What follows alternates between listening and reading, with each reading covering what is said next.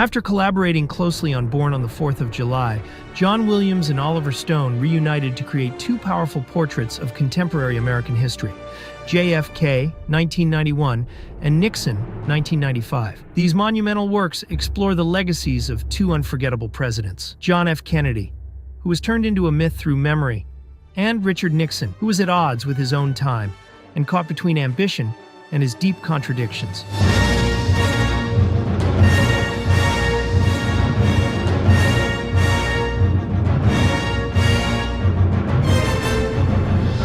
Four years after JFK, John Williams and Oliver Stone collaborated again on Nixon, a complex portrait of President Richard Nixon that once more uses a non-linear structure, alternating personal and political episodes, Vietnam, social tensions, Watergate, to depict a man who was deeply complicated and profoundly contradictory, shaped by his insecurities and outsized ambitions, with a humble origin that forged a character obsessed with power and recognition.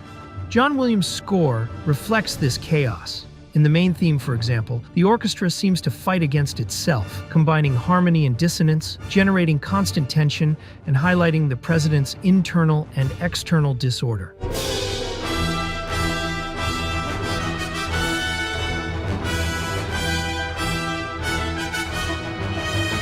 Unlike JFK, whose music, as we explained in the previous video, is clearly articulated through its musical themes, here the score is deliberately disordered and confusing, portraying a president adrift in the face of events he is unable to control, something that affects both his family life and his mental health. It has nothing to do with the beautiful tribute to JFK, which, incidentally, is recalled here by briefly bringing back a fragment of the 1991 film's music.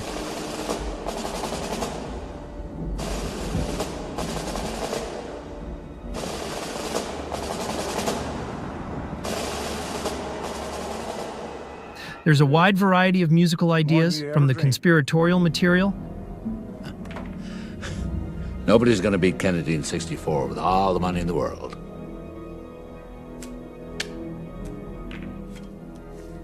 Suppose Kennedy don't run in '64.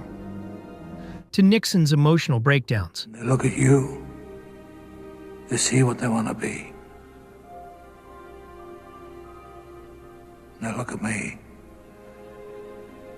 see what they are. There are lyrical moments tied to his childhood and family, although they are gradually overshadowed by Richard Nixon's political dissent. A trumpet, filled with beauty and melancholy, underscores Nixon's love story with Pat, his only moment of true happiness.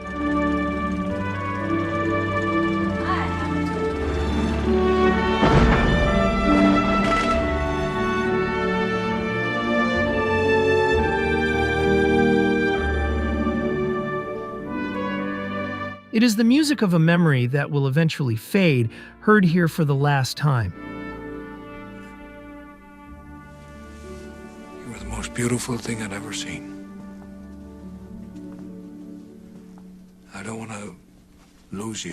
My mother was a saint. A mild man struggled his whole life. His childhood, and especially his relationship with his mother, is evoked with dramatic, suffering music. You will find thy peace at the center, Richard. That does not speak of happiness. Strength in this life, happiness in the next. It is a mark that endures in him. I think that's when it starts, when you're a kid. The laughs and snubs and slights you get because you're poor or Irish or Jewish or just ugly. And in his downfall. I just wish you knew how much I love you, that's all. Took me a long time to fall in love with you, Dick. But I did. If it doesn't make you happy. This is a sad time for all people. I ask for your help and are going to see Vietnam through to an honorable peace. The main theme appears subtly. It is solemn and tied to the seriousness of the events. Whatever the price, whatever the burden, whatever the sacrifice.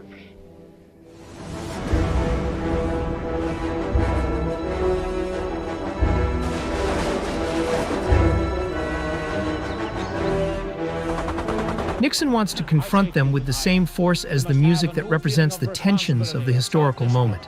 We must look to renew state and local government. We must have a complete reform of a big, bloated federal I tell you, government. the soldiers were provoked. Now stop this pussyfooting around. Jesus Christ, I mean, dead kids. How the hell did we give the Democrats a weapon like this? But the theme and what it represents ultimately overwhelms and defeats Richard Nixon. Harvard Democrat cocksuckers. This could trigger the impeachment. They'll go to the Supreme Court. The president fought to ignore a subpoena. How does Cox think he is? I've never made a dime from public office. I'm honest. My dad died broke. You know what he was? He was a streetcar motorman first. Then he was a farmer. Then he had a lemon ranch. In a surprising turn, Oliver Stone and John Williams end the film not by judging Richard Nixon, but by humanizing him, presenting him as a deeply tragic figure. Nobody will ever write a book, probably, about my mother. Well, I guess all of you would say this about your mother. The music does not absolve the abuses of power or the weight of Watergate, but it does grant him a dignified exit. In this final perspective, Williams' score brings a sadness that transforms the character into a man consumed by his contradictions, isolated and defeated by the turbulence he himself unleashed in his life and in the history of the United States. Turbulence that John Williams reflects with